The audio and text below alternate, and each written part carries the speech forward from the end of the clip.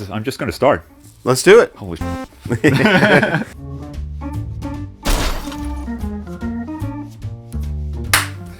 What's up, everyone, and welcome to Coffee with Ola. Today with very special guest, John Petrucci.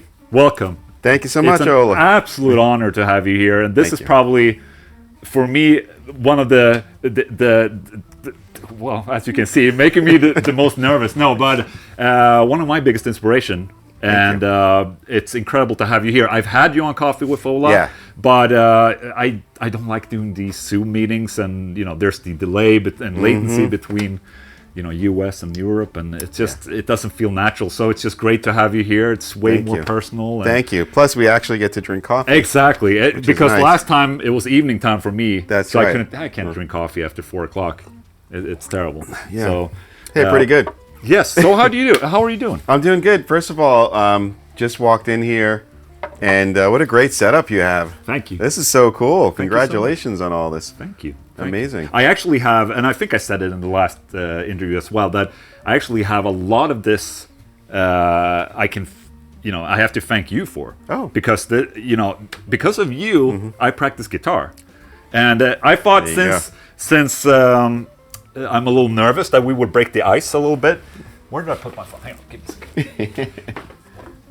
Just to make it even more awkward, people like to watch me squirm and have a rough time. So I figured I dug up an old clip from 1997. Okay. When I'm, that's when I started to record at home and said with Cakewalk, and there was computers were terrible. Yeah. They weren't any good at all, and there weren't any good plugins, and it just sounded like ass. So I have a good old track of me recording an Aerodynamia solo. Oh, this is great. And that's me when I was 16 years old. 16 years old.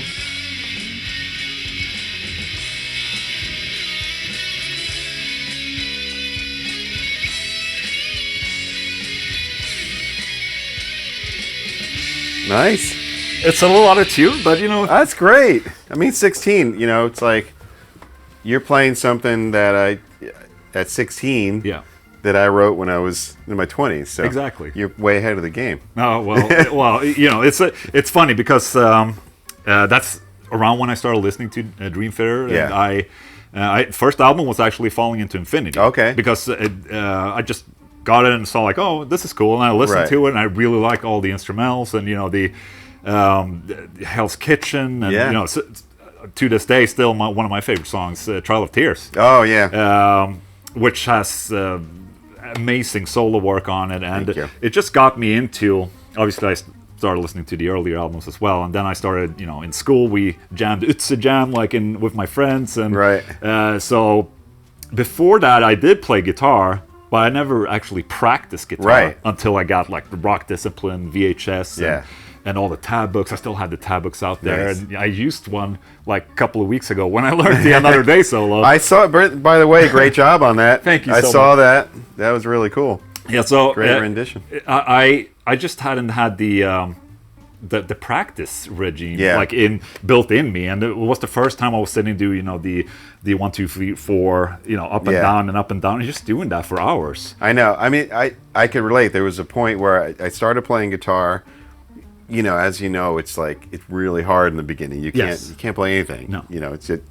It's not like you sit down at a piano and a chord sounds nice if the piano's in tune. Guitar, it's this huge learning curve. I can remember just not even being able to play a bar chord, and everything was buzzing, and then getting to a point where it's like, all right, I think I got the hang of this.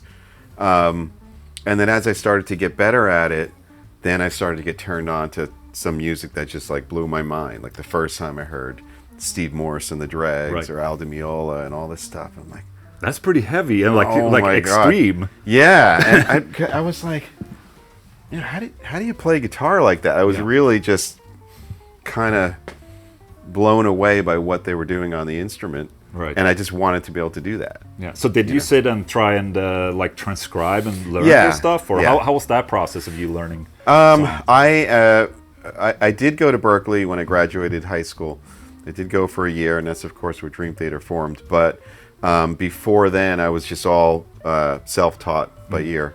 So I would just literally take records, put them on, and then changed the speed of the record player so that it was half speed. And I remember trying to learn Iron Maiden solos and Jimmy Page solos and Boston solos and having no idea what these guys were doing. Right.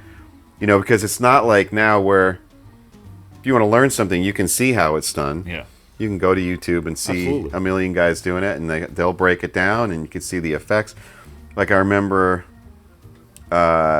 hearing Eruption for the first time, and I didn't know what the hammer-on thing he was like. I couldn't visualize what he was doing, or what a phaser was, or a delay. It just sounded like, how is that guitar? Yeah. Like I had no idea. Yeah. Or I'd listen to Boston, and Tom Schultz is doing all these harmonies, and I'm like, how do you do that? How is that guitar? I'm playing, it sounds nothing like it. You know? Even the first time I discovered how to bend a string or vibrato was just huge discovery. I'm like, that's why it doesn't sound like it. I got to do this. Yeah. So that developed my ear.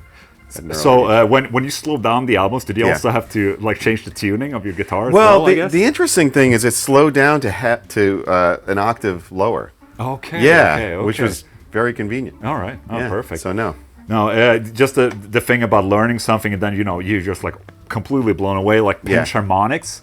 The day I learned that, like every note, pinch and harmonic, you're like, oh my god, I'm a guitar player now. I know. I have these really funny moments of discovery like that, like the simplest things you'd never think about. And I've told this before, but I remember, trying to play Iron Man, and not Iron Man. I'm sorry, Paranoid. Yes. And there was like a neighborhood garage band, and I watched the guy do it. And he was like hitting the chord, but then hammering on the. And I was like, that's why it doesn't sound like it when I do, like just little tiny discoveries, or trying to do, I was learning, had a band and we were doing Motley Crue Looks That Kill, and I didn't know the guitar was tuned differently. Yeah. So I'm like trying to, I'm like doing these ridiculous jumps, just like these dumb things, and then you figure it out, like, oh, that's how they're doing it. There's a section of the Rock Discipline. I mean, I've seen that movie so many times, and there's all these segments of songs in there that we sometimes never heard. Right. And then when you released your latest solo album, Terminal Velocity, there was a song called Gemini on it. There you go. And it's funny because I played that later, like for years and years. It was never on an album, right? And then when I heard that song on your album, now it's like completely just made me feel like I was 15 years old again. Yeah. And do you have a lot of those song ideas that kind of like just I do come back? Or? I do. There was a period of time where I was doing a lot of guitar clinics. Yes. They would set them up for me, and I would do a little tour of like 10 of them, whatever. So, I mean, sometimes I would play along to Dream Theater stuff, but it just felt very karaoke to me. I didn't really like it. And so I wrote some pieces just to, I don't know, demo a song. Demo songs, basically. Demo songs. And I wrote a bunch of them, and I programmed them. You'll laugh. It was on a little Yamaha sequencer. Yeah. And it was just typing in the notes and the chords, and Gemini was one of them. It was just like a demo song that I did. In fact, if you listen to it, it's not the best song, really. It's like moving between different techniques. I was trying to demo things. Yes, okay. So it doesn't. So basically, a showcase of your guitar playing. Yeah, it doesn't have a lot of cohesiveness, as a tune. But you're right. So bits of it were on Rock Discipline, and I never actually recorded the song. So for years, I got requests to bring that song back. I guess just people, what is that? They like it. So it's like, okay, I'm doing the solo album finally. I want to do that song. And I had no way of learning it. Right. I never recorded it. I'm like you. I had the clips from Rock Discipline. I don't know where that sequencer is, if I was, So what me and our engineer, Jimmy T, did is we went on YouTube and we looked up old clinics, like I described, of me. So literally be a guy with a camcorder in the back, shitty audio, and I tried to... Basically, I was able to get the arrangement, which I kind of changed a bit, and little by little things were coming back to me. Oh, right, that's what I did. But some of the audio wasn't great, so I had to make up stuff. Yeah, okay. And that's the version that's on Terminal Velocity. That's funny.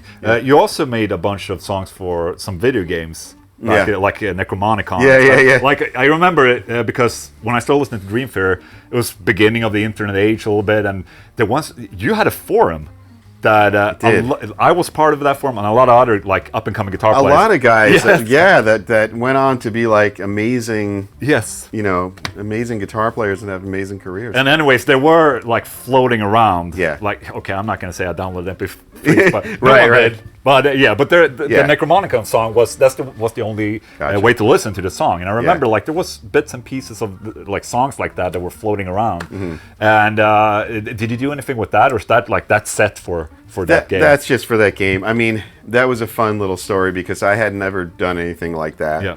And I got a request to do that, and it was a very specific request that the game developer wanted. It's some intro song that was like a minute and a half, and an outro song in the style that you do. Yeah. And I remember I was like, it was like not a lot of money to today's standard, but enough money where it's like, all right, I could buy a house now. Like I was able to actually. So you were given a lump sum. Yeah, and it was kind of the first time that happened for me.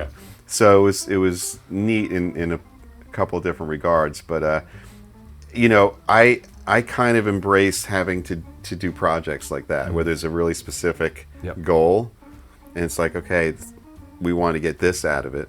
A lot of times Dream Theater operates that too.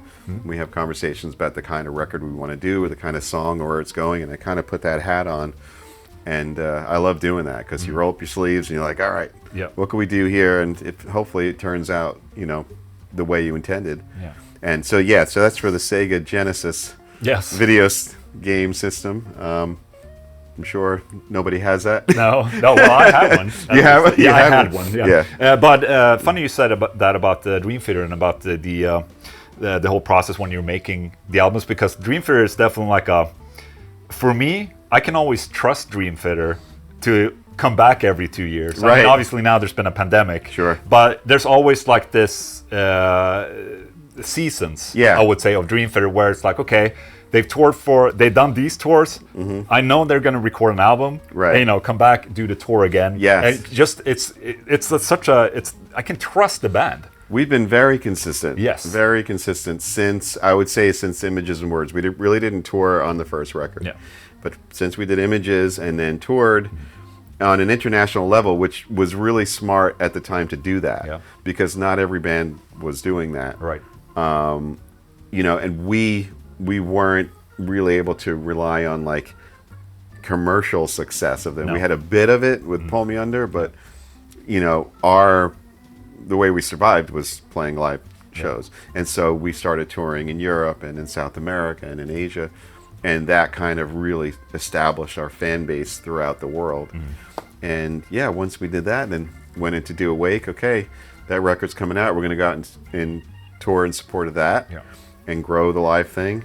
Okay, that's over. Let's do the next one. And you're right, it's been consistent since then. Do you feel that you've, as a band that plays, progressive metal, that you had to work harder? Yeah. Because obviously you have a lot, like, metal is very gate-kept, I would probably say. Right. Like in terms of what's cool or what's not cool. Oh, totally. And I imagine Dream Theater would have to work more to get established, because it's not really about image. It's just about the music. Right. So it seems that Dream Theater is probably one of the only bands that kind of that it became so big, because you were just grinding and grinding and grinding. Totally. It's the persistence. Yeah. Because you're right. Like, we were not cool. And we're still not cool. It's like, if anything, we were like just, it's kind of like, you can look at it this way. There was a point in time where like stuff like sci-fi and Star Wars was just like only nerdy kids like it. And now everybody likes that, right? Dream Theater was like only nerdy musician types like it, and fortunately we've had a chance to grow, but that it did mean that we had to be very persistent and consistent and keep on like making sure that the stuff that we did was the best that we could possibly do. And that live touring, we tour a lot. How is it to this might be a little personal, but how is it to play festivals like this? Yeah. Because festivals obviously is for all the type of metal audience is there, right? And they go watch different bands, and right. Dream Theater is very, very niche, complicated. I would right. say. How is the reception there? I mean, I've actually seen you guys there on a couple of festivals, and nice. it's fine. Like it's fine. I've seen it on Sweden Rock, and but for you, how does it feel? It's fun. You kind of have this feeling of pride when you go into it, because it's like, unless you're doing some sort of prog centric festival, where like there's players all over the place.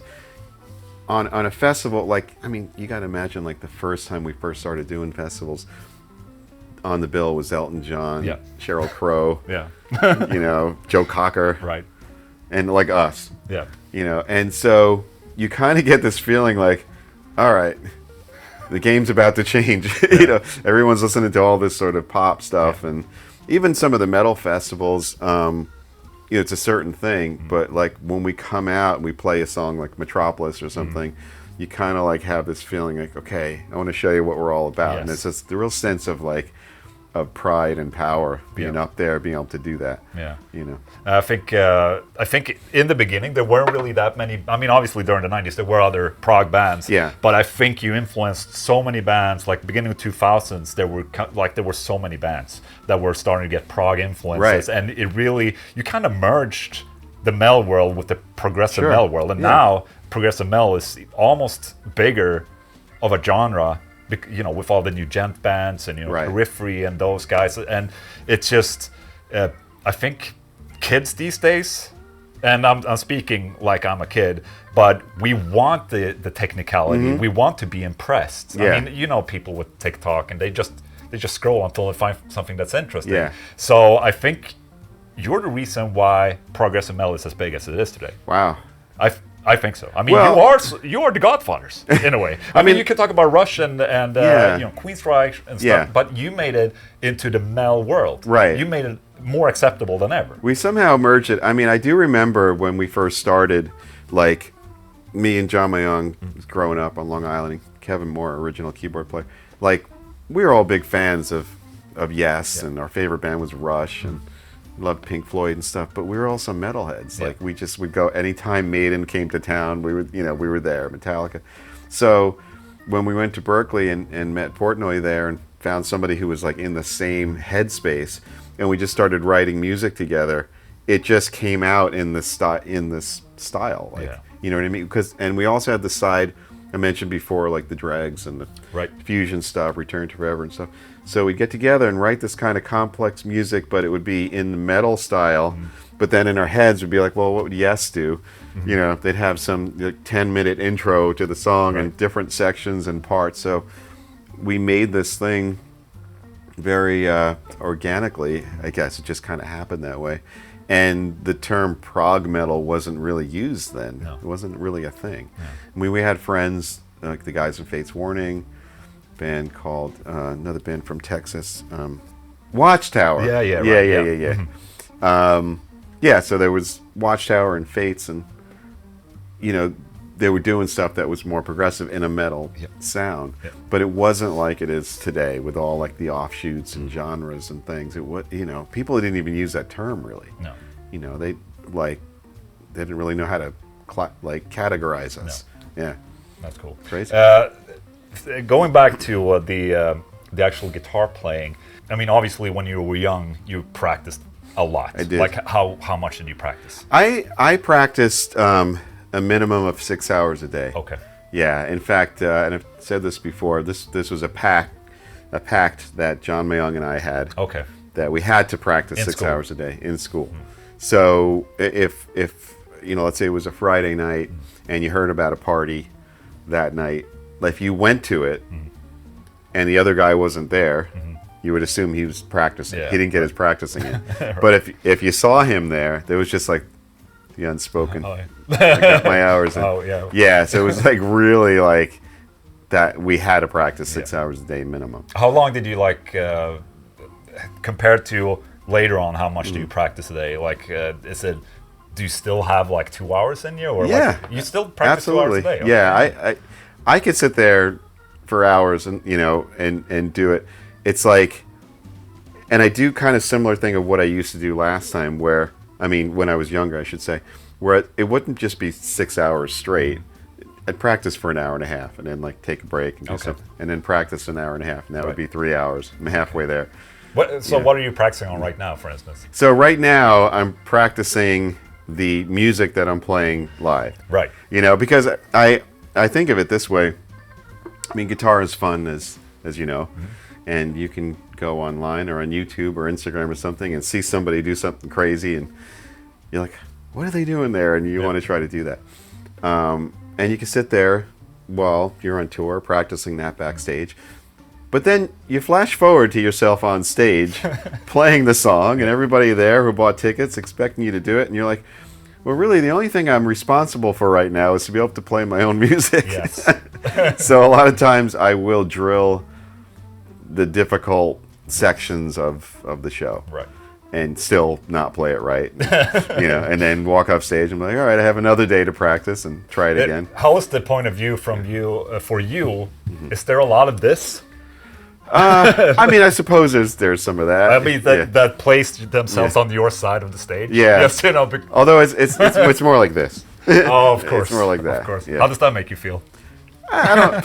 Listen. Here comes Metropolis Part 1 right. solo. Yeah. You have to kind of block it out, Yeah. you know, because if you're too conscious of that, you're going to become self-conscious. Yes. Yeah, it's definitely unnerving. But if you just kind of block it out, and sometimes I set my eye line kind of above people, Right. You know, Right. to do that, because that could freak you out if somebody's that close and you're playing something that is challenging. So how like something that I'm always so impressed by, knowing also, I'm in bands, I have my solo stuff and all that, and just writing solos. Like how many notes do you have in you? For you have so many albums, you have so many solos. Like how, where does it all come from? That's a good question. Well, a good example is, we talked about Terminal Velocity. I did my solo record, and then a few months later, probably not even a few months, a couple months later, did Liquid Tension Experiment 3. Right. And then that fall went in and started the new Dream Theater record.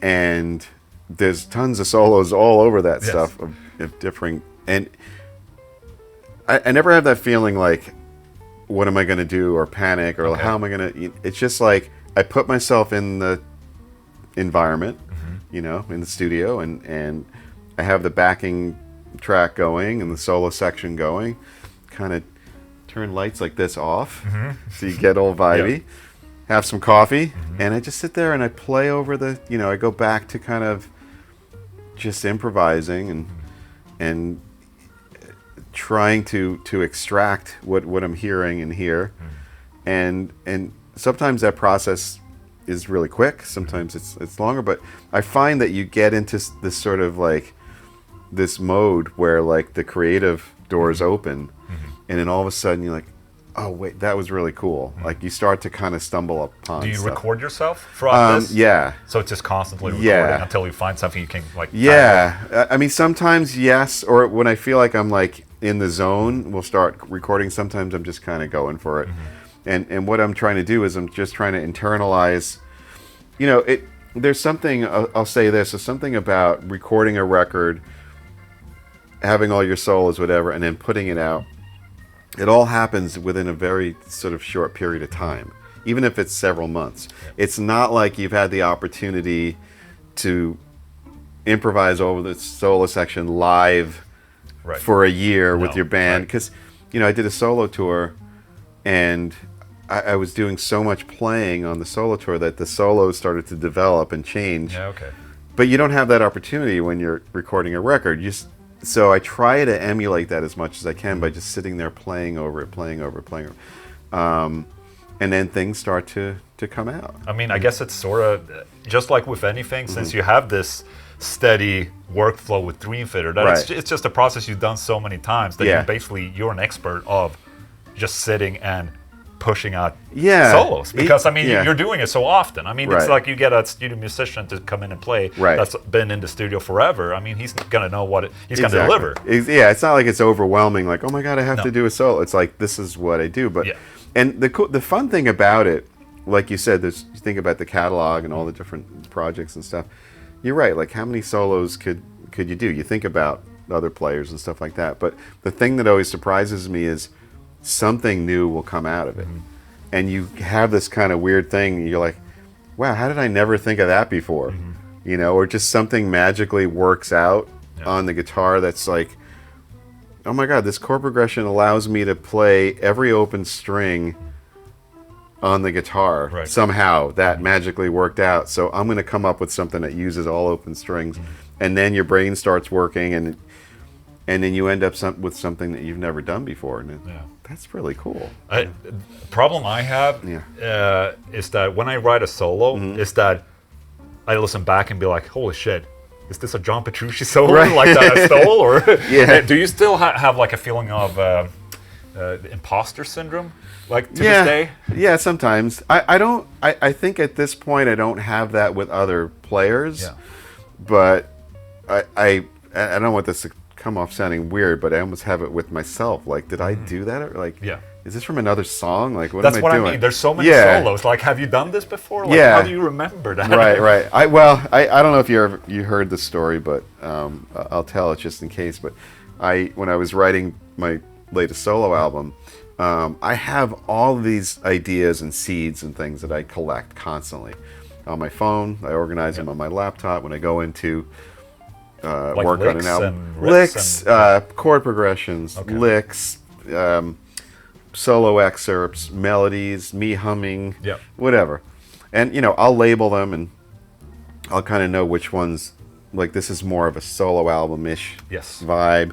This is a cool riff. Could be Dream Theater. Could be Liquid Tension. So you categorize. I do. That's funny. I do the exact same. I do that. So in this one instance, I forgot to categorize, and I was working on a song for the new solo album. I spent the whole day working on it. The way we were doing it is I was writing the guitar parts, tracking the guitar, programming the drums, playing bass. Jimmy T and I would share playing bass. He would program the drums. And so we'd have like a chunk of, a real piece of music. All we needed was the drummer to play on it and a bass player playing it. So I spent the whole day doing that. And by the end of the day, I'm like, why could this is like, I don't know, I picture this keyboard part over this or something. My head was going. And all of a sudden I was like, oh my God. I was like, I just rewrote a Dream Theater song because I forgot to categorize that I had used that idea already. And I wasted a whole day in the studio. Luckily it was flagged because it wasn't exactly a Dream Theater song, but it was like close enough where I'm like, why does this sound familiar? And it was kind of like really heartbreaking because it was so cool. It's like, this is so cool, and I was like, oh crap, I did this already. So, oh my God.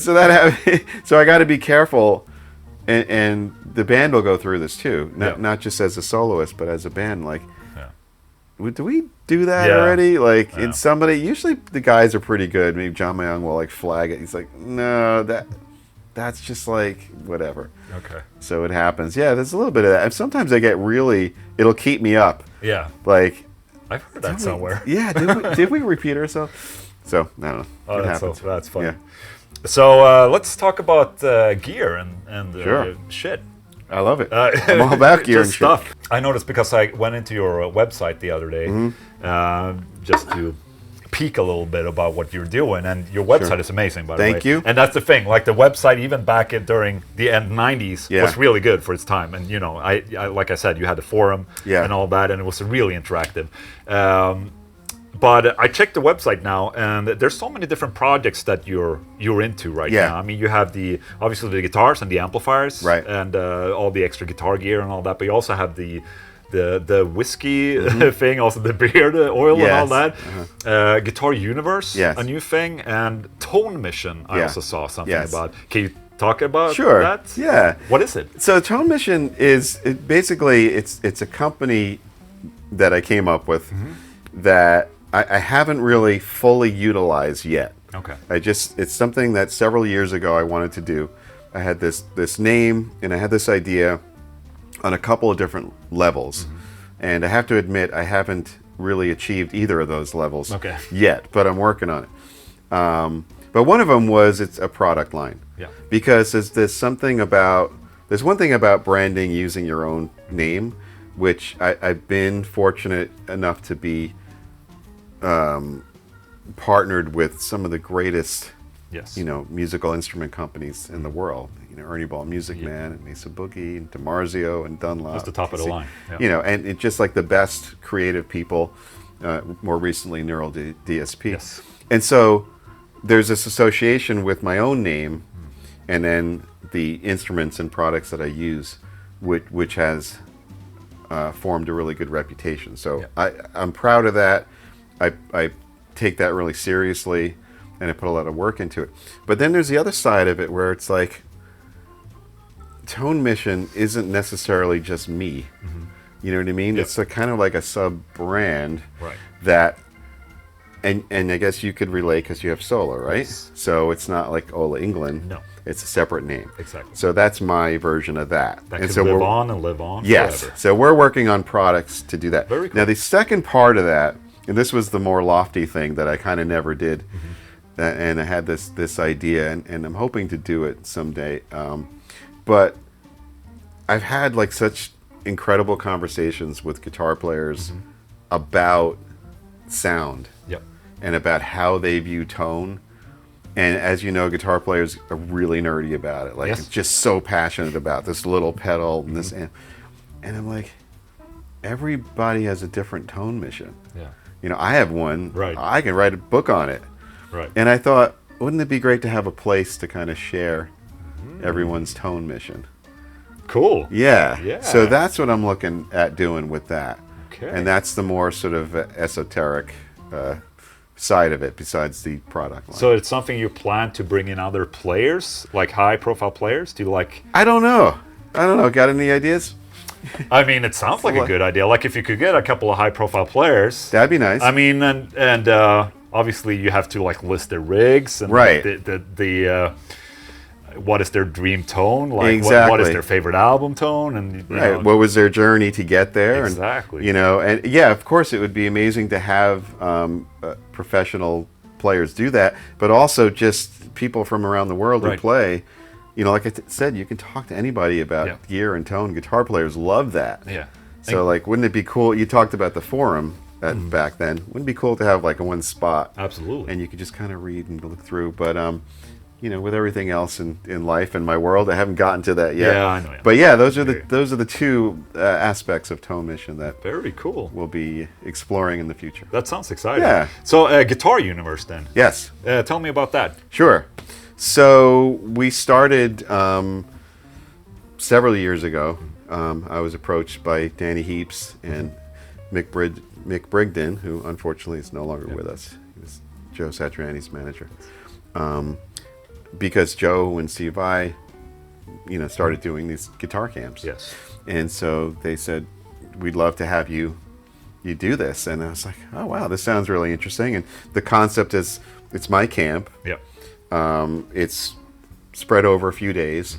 And, basically they're like, you could invite whoever you want to be the guest instructors. And campers sign up. It's usually at a cool location. They come there. It's 4 days and 4 nights. You get a room. You get all your food. And you have access to, during those days, lessons, master classes, concerts. You're mingling with all your favorite players, right? Whether you're having lunch or dinner with them. I do fun things like a big barbecue one of the nights. It seems like a lot of fun. It's so much fun.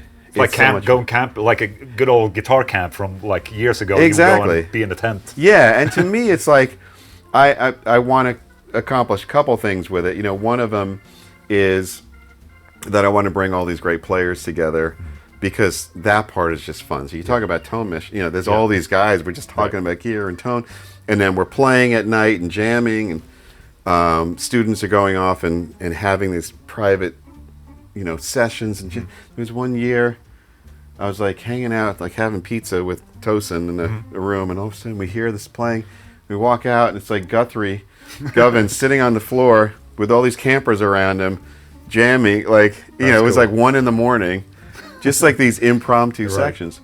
So there's the community part of it that I like to make happen, and then the second thing is just the fun element, because I'm like, it's camp, like have fun, let's do a barbecue, we'll do wine tastings and things like that, and anyway, it's a bunch of fun. Yeah, it sounds very cool. Yeah. Like just complete nerdery. It's total nerdery. But I have a question for you. I would actually like to invite you to be a guest instructor at my camp. But instruct what? Whatever you want to instruct. Oh my God. What do you think about that? Can't I just go as a student instead? Just learn? You could. You're putting a lot on me now. So I'm personally inviting you, asking you, and you don't have to decide right at this moment, but I'd love for you to join us as a guest instructor. Wow. Thank you so much. And come and, you'd come and jam and give master classes and perform. I'm going to make you feel a little bit awkward. Okay. That aside, yeah, just the guitar universe, just you asking me this means a lot. Oh. Like, as I said before, you're like one of the reasons why I play guitar at the level, like why I'm doing this.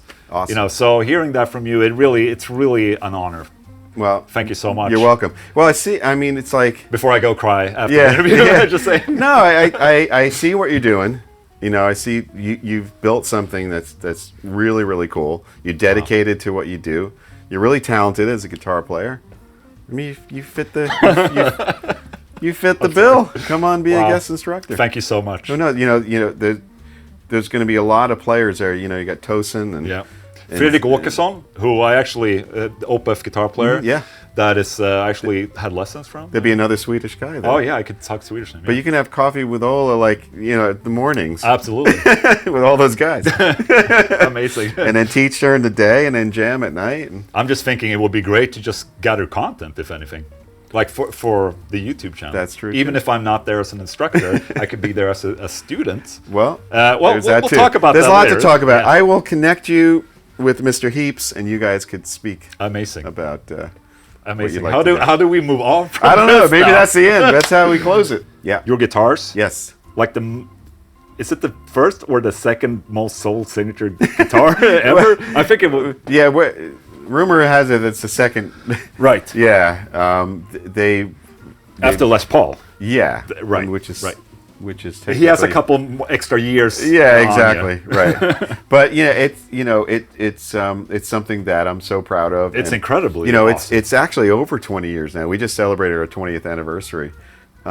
Me and Sterling Ball and his sons Brian and Scotty and just the whole team there, the engineers. I mean, it's just like this incredible family that I'm so honored to get to work with. And we've developed these guitars that not only have been the ultimate musical instruments and musical tools for me on every creative level, but that fortunately other people around the world have found the same. Yes. And I love that.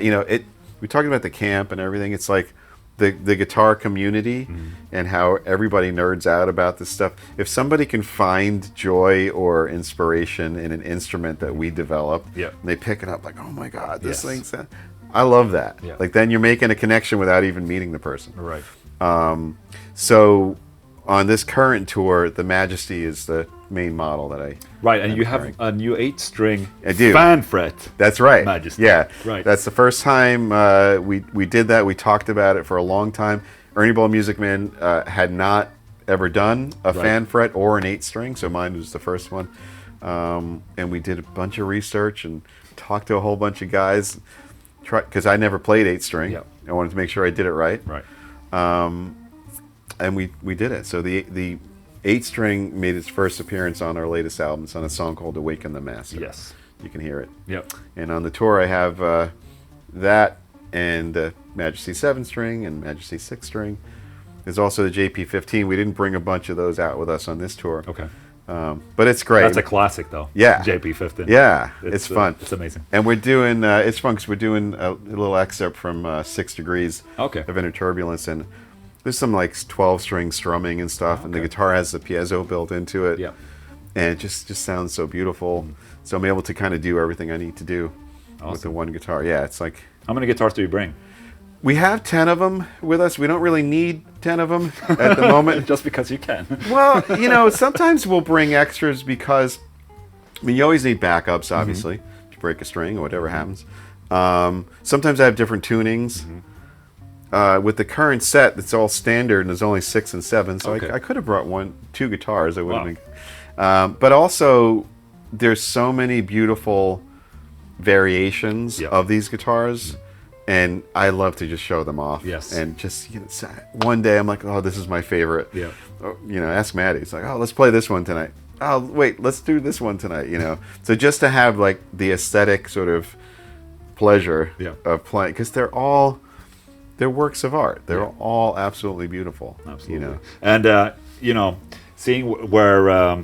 Because obviously I was in Dream Theater, and you had the JPM with Ibanez. Yeah. And then something was brewing in the background. I remembered it so well. Where it's like, oh, something's happening. He left Ibanez. Yeah. There's something happening in the background. I remember the Mystique, and then you released the Mystic Dream finish, Ernie Ball. And it's like, holy shit. And I have my own JP in there, and I can feel like, wow, this is really a shredder's guitar. Like this is the guy who designed this knows what's up. Right, exactly. He knows exactly what's up. Because those are the things that we talked about, like, and maybe this is why people relate to it, but it's like, okay, when you're sitting down on a guitar, what's important? Well, it's important that I'm trying to do this crazy stretch and my wrist doesn't hit into the thing. That's not something that a blues guy would necessarily think of.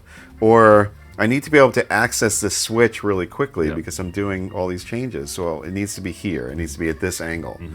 Or I'm playing a lot of shows live, you're on stage, it's hot, sweaty. I need the knobs to like not slip. Yeah. So we'll do this little rubber thing. Right. Or I'm playing a 3-hour concert, my hand hurts because the bridge is sharp. Yes. Well, let's round all that stuff. So they're all things that I very consciously went into with the engineers to design to be really performance based. Right. Kind of think of it this way, like if you have a car that you want to be really comfortable but also fast, and you want stuff to be exactly where it's like just ergonomic. You don't want to be like struggling with the thing and have, it's similar to that. Or like sports skier, how skiers are just so specific about like the ski and what it's made of, or golfers and the club. And this is the tool that I use. So I want it to be, it's like. And it seems like it's spot on, because a lot of people are buying and getting the guitars. Yeah. Obviously. So that means that you what you wanted was right. Well, that's what guitarists want. Well, they're kind of, it goes back to that tone mission thing where you like, there's a lot of commonality. Like people relate to similar things, and they'll say, "Oh man, I'm so glad you did this like this." Like, some guitars you go to play and your hand's knocking against the volume control because it's too close. It's like, why does that have to be so close? Just move that down a little bit, things like that. So it's great when people relate to it. Awesome. For sure. Cool. Is there any new guitars on the horizon soon, or? There's no new models of the guitar. Obviously, like you said, we had the 8-string that came out more recently, but we're always working on new iterations of the guitars, because the people at Ernie Ball Music Man, I mean, they're artisans. They're like so passionate about it. They're into it. We're always trying to do different things.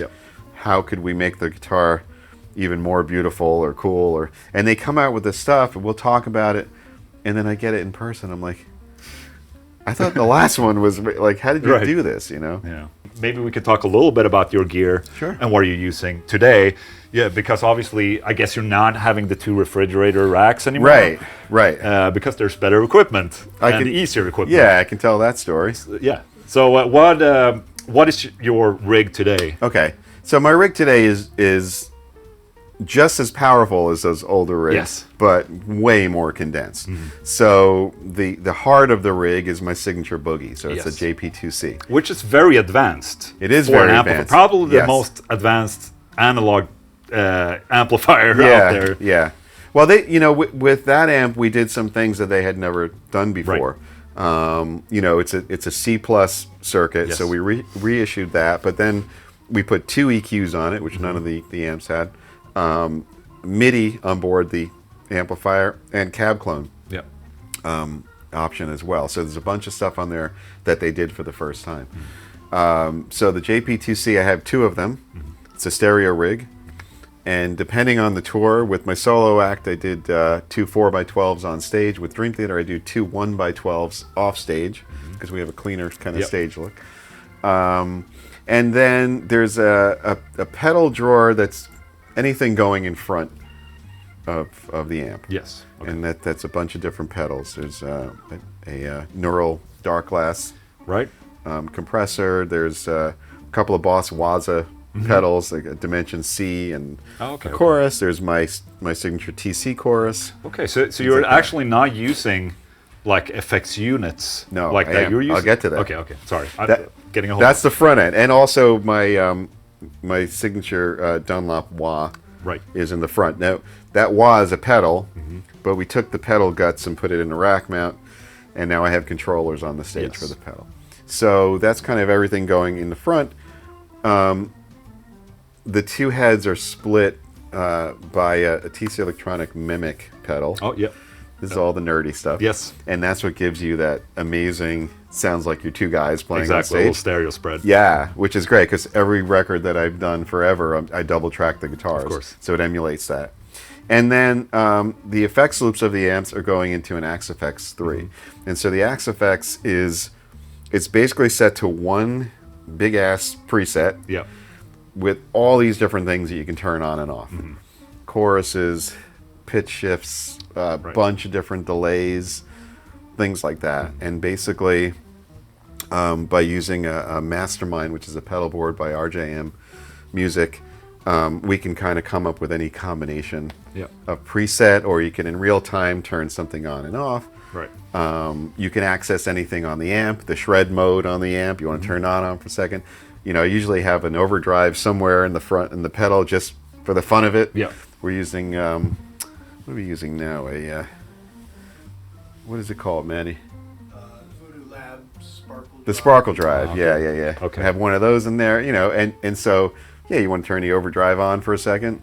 Do you do it for leads or for rhythm? The overdrive I rarely use, and if I do, it's for a rhythm, like a chunky kind of, gent it up a little. Yeah. But the shred feature does that really, especially with the 7 or 8 string guitar. Yeah. And then to take the technology a step further, we're running the show sending MIDI commands to the pedal board so that I don't have to change them. I can change them. Yep.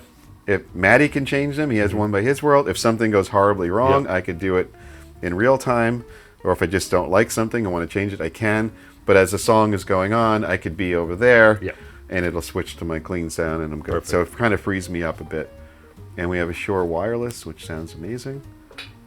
I think that's most of the stuff. Yeah. It sounds great. I mean, it's. I mean, I'm just happy to hear that there's bands that still use amplifiers, and not all of them using Axe FX or Kempers or and it sounds and you can hear it. It sounds so good. Yeah, it does sound good. good. And the reason why we don't have the big refrigerator racks is because basically back then, I would use a Mark IV or a C Plus for something, and then I would use a Triaxis for something else, and then I would use a rack mount recto for something else, or a Lone Star only for the clean. Yes. But since my amp was developed, it has all of my favorite sounds are in that amp. The clean sound is my favorite clean sound of all time.